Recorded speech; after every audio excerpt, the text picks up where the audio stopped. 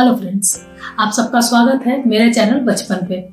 आज जिस टॉपिक पे मैं आपसे बात करने आई हूँ, अगर आपके घर में छोटे बच्चे हैं तो आप इस टॉपिक से जरूर रिलेट कर पाएंगे। क्या आपके बच्चे भी पढ़ाई का नाम सुनकर भागते हैं? क्या उनका पढ़ाई का नाम सुनकर के मूड खराब हो जाता है? क्या आपको भी बच्चों को पढ़ाने में बहुत मशक्कत करनी पड़ती है? अगर इन सभी सवालों का जवाब हाँ है तो आज का ये वीडियो आपके लिए काफी हेल्पफुल हो सकता है। ऐसा कहते हैं कि बच्चों को पढ़ाना बच्चों का खेल नहीं है, और जो लोग भी बच्चों को पढ़ाते हैं वो इस बात से जरूर अग्री करेंगे। कभी तो बच्चों का मूड होता है पढ़ने का और कभी बच्चों का पढ़ने का मूड नहीं होता है। ऐसा भी नहीं है कि अभी ही बच्चों को पढ़ाना बहुत मुश्किल है, बल्कि बच्चों को पढ़ाने की ये समस्या काफी टाइम से चली आ रही है। छोटे बच्चे ज्यादातर माँ बाप से बहुत ज्यादा समय की डिमांड करते हैं, और बात जब पढ़ाई की हो तो माँ बाप का भी ये फर्ज बनता है कि वो बच्चों को अधिक से अधिक समय दे। फ्रेंड्स, बच्चे सबसे पहले घर में ही बोलना, लिखना, पढ़ना और सीखना शुरू करते हैं।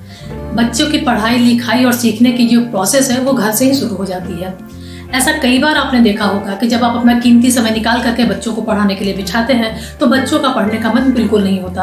अब ऐसे में अगर आप बच्चों को पढ़ाएं तो बच्चे पढ़ाई में मन बिल्कुल नहीं लगाते, और पढ़ाने वाले और पढ़ने वाले दोनों के लिए ये स्थिति बड़ी फ्रस्ट्रेटिंग हो जाती है। अगर अब आप समझते हैं कि बच्चों को मार पीट कर पढ़ाया जाए तो ये बिल्कुल गलत तरीका है पढ़ाई कर पाने का। इससे बच्चों में पढ़ाई को लेकर के डर बैठ जाएगा। जब तक आप सामने हैं तब तक तो वो पढ़ेंगे, पर जैसे ही आप वहां से उठे बच्चों के लिए पढ़ाई बिल्कुल बोझ हो जाएगा। तो अब सवाल ये है दोस्तों कि बच्चों की पढ़ाई को इंटरेस्टिंग कैसे बनाया जाए। एक माँ होने के नाते मैं भी इस तरह के प्रॉब्लम्स अपने बच्चों के साथ फेस करती हूँ, पर जो तरीके मैं अपने बच्चे को अपनाती हूँ पढ़ाने के लिए, कुछ वैसे ही टिप्स लेकर के आज मैं आपके सामने आई हूँ। पहला, बच्चों के साथ पढ़ें और बच्चों के लिए पढ़ें। बच्चों को पढ़ाने के दरमियान जब आप साथ बैठेंगे तो इससे बच्चों का भी पढ़ाई में इंकरेजमेंट बना रहता है। सपोज आप बच्चे को बॉडी पार्ट्स के बारे में पढ़ा रहे हैं तो आपकी कोशिश ये होनी चाहिए कि पिक्चर जो बुक के अंदर दी गई है उसका इस्तेमाल न करके आप अपने खुद के बॉडी पार्ट्स पे या बच्चे के बॉडी पार्ट्स को छू कर करके उसे बॉडी पार्ट्स के बारे में बताएं, जैसे eyes, nose, mouth and neck. इस तरह से जब आप बच्चे के बॉडी पार्ट्स को टच करके उसको उस बॉडी पार्ट्स के बारे में बताएंगे तो इस तरह से पढ़ाया गया बात बच्चे को काफी लंबे समय तक याद रहता है। दूसरा, घर में पढ़ाई का माहौल बनाएं। सुबह को या शाम जब भी आपको कन्वीनियंट लगे एक टाइम फिक्स कर दें बच्चे को पढ़ाने का। जब एक सर्टेन टाइम फिक्स होगा बच्चे को पढ़ाने का तो बच्चों का माइंड भी बन जाएगा कि सर्टेन टाइम पे उनको जाके पढ़ाई करनी है। इससे बच्चों में सेल्फ रीडिंग की आदत बनेगी, और ये बहुत ही आगे चल के बेनिफिशियल होने वाला है अगर उनमें सेल्फ स्टडी की आदत बनती है। तीसरा, पढ़ाई से डिस्ट्रैक्शन। इसकी एक बड़ी वजह मोबाइल पे वीडियो गेम्स देखना है। फ्रेंड्स, ये तो आप सभी ने देखा है कि बच्चों को मोबाइल पर गेम खेलना ज़्यादा पसंद है। बच्चे पढ़ना बिल्कुल नहीं चाहते, और पढ़ने की बात तो जाने दीजिए, उनको तो बाहर जाके दोस्तों के साथ खेलना भी पसंद नहीं आता। बच्चों को ज़्यादा पसंद आता है बैठ करके मोबाइल पे गेम्स खेलना या फिर वीडियोस देखना। ये एक बड़ा कारण है बच्चों का पढ़ाई से डिस्ट्रैक्ट होने का। फ्रेंड्स, आप ज़्यादा से ज़्यादा कोशिश ये करें कि जब भी आप किसी कॉन्सेप्ट को क्लियर करना चाहें तो मोबाइल पे वीडियो ना दिखा करके अगर आप कुछ ऐसा एग्जाम्पल दे सके तो वो ज़्यादा बेहतर होगा। मोबाइल से बच्चों को जितना दूर रखा जाए आप किताबों से उसकी दोस्ती उतनी जल्दी करा पाने में सफल होंगे। चौथा, फ्रेंड्स, आजकल बाजार में ऐसी बहुत सारी बुक्स अवेलेबल हैं जिनमें बड़े बड़े अट्रैक्टिव पिक्चर्स के साथ में मैथ्स, जीके या साइंस के बारे में बताया गया है। ऐसे बुक्स जिसमें कलरफुल पिक्चर के साथ में मैथ्स, जीके या साइंस के बारे में बताया गया हो, बच्चों को वो पढ़ने में काफ़ी इंटरेस्टिंग लगती है। अब यहाँ पे मैं आपको एक बुक दिखा रही हूँ। ये है 1001 एक्टिविटी बुक। इसमें बहुत तरह की एक्टिविटीज दी गई हैं जिससे बच्चों की लॉजिकल और रीजनिंग कैपेबिलिटी बढ़ती है। जैसे आप इसमें देख सकते हैं बहुत सारे माइंड पजल दिए गए हैं। यहाँ पे कुछ साइंस से रिलेटेड है, कुछ मैथ्स से रिलेटेड है और कुछ जीके से रिलेटेड है। इस तरह के जो कलरफुल बुक्स होते हैं जिसमें बहुत तरह की माइंड एक्टिविटीज दी गई होती हैं, ये बच्चों के लॉजिकल और रीजनिंग कैपेबिलिटी को बढ़ाने में काफ़ी हेल्पफुल होते हैं। पांचवा, फ्रेंड्स, अगर आप इस उम्र में बच्चों की दोस्ती बुक्स और पढ़ाई से करवाने में सक्सेसफुल हो जाते हैं तो आपके लिए ये एक बहुत बड़ी अचीवमेंट है। फ्रेंड्स, जब भी बच्चे कुछ रीडिंग या राइटिंग शुरू करें तो सबसे पहले उन्हें ये खुद से करने दें। तुरंत उनकी हेल्प करने के लिए जंप ना करें। यहाँ पे मैं आपको कुछ बुक्स दिखा रही हूँ। जैसे ये आप देखेंगे 101 Panchatantra story, then another one 101 bedtime stories. इस तरह की कहानी की किताबों में ये बहुत ही सिंपल इंग्लिश लैंग्वेज में दी गई है विद अट्रैक्टिव पिक्चर। बच्चे इस तरह के बुक्स को बहुत ही पसंद से पढ़ेंगे। इसमें बहुत ही सारी इंटरेस्टिंग स्टोरीज बहुत अच्छे पिक्चरों के साथ में दी गई है। इसकी लैंग्वेज भी बिल्कुल सिंपल है और इसमें बहुत छोटे छोटे वर्ड मीनिंग का इस्तेमाल हुआ है। अगर इस तरह की स्टोरी बुक्स बच्चे पढ़ते हैं तो उनकी वोकेबुलरी के साथ साथ उनका रीडिंग कैपेबिलिटी भी काफ़ी इम्प्रूव होता है। जब भी बच्चे कुछ भी पढ़ने बैठे, या फिर वो इस तरह की स्टोरी बुक्स हो, या फिर जब भी वो कुछ राइटिंग के लिए बैठे हैं, तो सबसे पहले उन्हें खुद से प्रयास करने दें। अगर बार बार प्रयास करने के बाद भी बच्चे को वो चीज़ समझ में ना आए तो ही आप उसकी हेल्प के लिए जाएं। हमेशा याद रखें फ्रेंड्स कि ड्राइविंग सीट पे बच्चे को ही बिठाएं और साइड वाले सीट पे आप बैठें। छठा, फ्रेंड्स, पढ़ाई को मज़ेदार बनाने का एक और तरीका है बच्चों को गेम्स के थ्रू खिलाना। पढ़ाई को मज़ेदार बनाने के लिए बच्चों को माइंड गेम्स के जरिए पढ़ाने की कोशिश करें। फ्रेंड्स, ये बात ध्यान दें कि 10 साल तक के बच्चों के लिए खेल कूद की जितनी भी एक्टिविटीज़ हैं ये बहुत ही ज़्यादा इम्पॉर्टेंट है और आप कभी भी इसको पढ़ाई से कमतर आंकने की गलती ना करें।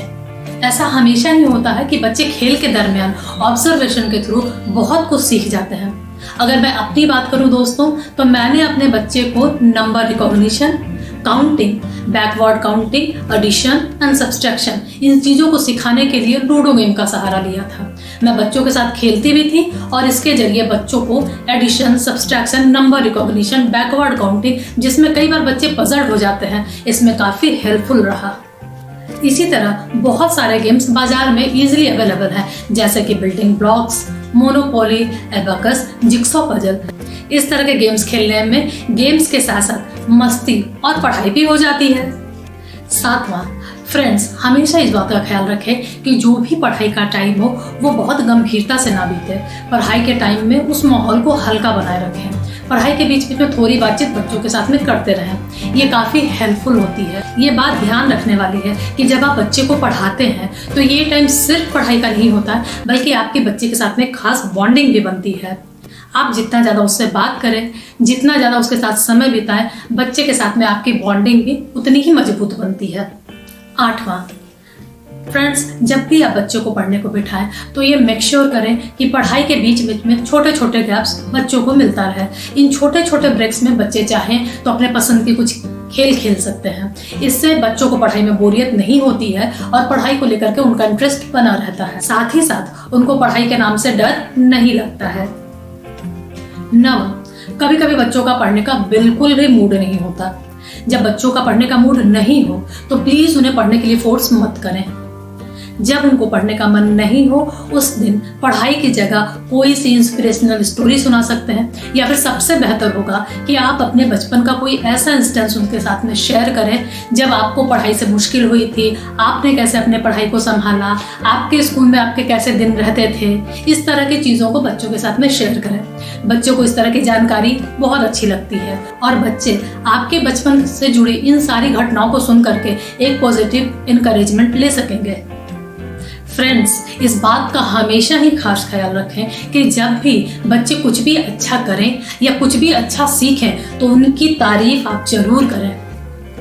जब भी बच्चा कुछ अच्छा करता हो या कुछ भी नया सीखता हो तो उसकी प्रशंसा करना और उस चीज़ को रिकॉग्निशन देना बहुत ज़रूरी है। आप किसी भी खास मौके का इंतज़ार बिल्कुल मत करें। जब बच्चा कुछ भी अच्छा करे, सीखे, तो उसे प्यार दें, उसको प्रोत्साहन दें।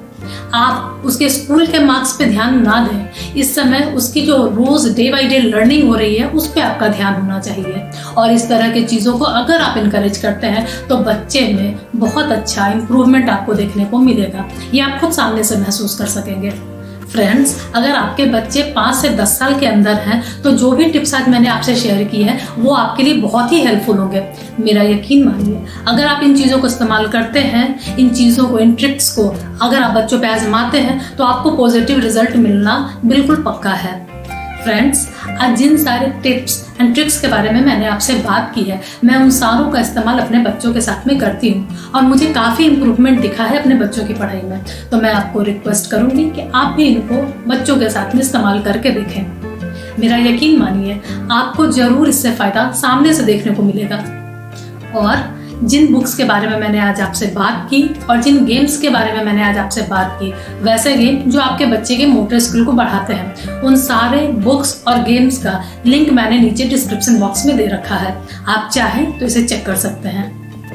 उम्मीद करती हूँ कि आज जो सब टिप्स मैंने आपके साथ में शेयर किए हैं वो आपको ज़रूर पसंद आए होंगे, और अगर हाँ तो मैं रिक्वेस्ट करती हूँ कि प्लीज़ इस वीडियो को अपने फ्रेंड्स और फैमिली के साथ में शेयर करें और इस चैनल को लाइक, शेयर एंड सब्सक्राइब करें। मैं जल्दी ही आपसे एक नए और दूसरे इंफॉर्मेटिव एंड इंटरेस्टिंग वीडियो के साथ मिलती हूँ। तब तक के लिए बाय बाय।